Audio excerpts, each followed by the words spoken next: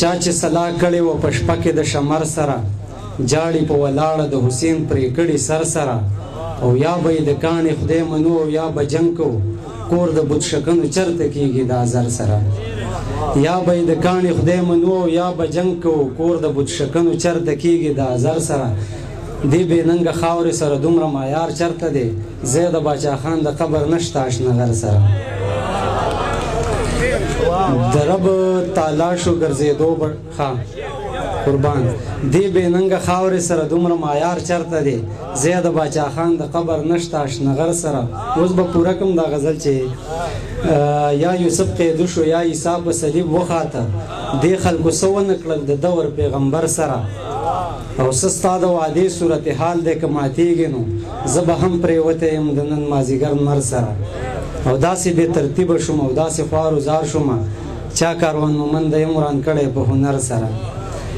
د رب تعالی شو ګرځېدو به ټوله لم ورپسې خو چا به زړه کاته او چا کاته حرم ورپسې چې حابیل مړ شه جمیله که اقلیمه خواره شوه کور د چا وران شه کمې خور وکه ماتم ورپسې او که پښتون مړ وي نو په درېیمه ورځ یې غم حرام وي که کربلا وي کال په کال به ځان وهم ورپسې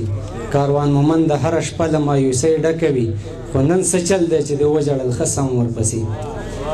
له بابره جنګېدلې تر اکبره یه پښتونه د مغول د جنګ نوکره وخت بدل دی رنجیت سنګ د کلي خان دی دورانه یې خیراتونه وړي له دره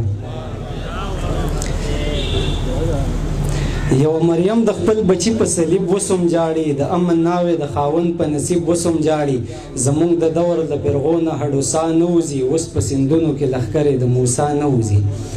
زکریا راځي یم ګزار په خپل کتاب راکوي په سترګو ړوند شومه خو ژوند به نور عذاب راکوي د ابن رشد د کتابونو یېرې چرته یوسم زه بلولو له د علم ډیوې چرته یوسم په ډک بازار کې ګډا هم سریامه غواړي دغه سړی انصاف د ښځو هم د قامه غواړي حضر وفات شو تنهایو د جاهلو سره مونږ بایللی د خپل جنګ د دلایلو سره حضر وفات شو تنهایو د جاهلو سره مونږ بایللی د خپل جنګ د دلایلو سره بایلات د خوارو دی په ډول او نغاره دې وشي حاکم چې لوبه بیلي وایي دوباره دې وشي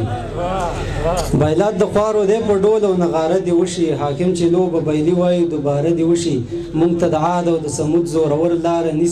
نیسي صالح خبر کوي څه تدبیر زموږ لپاره نیسي د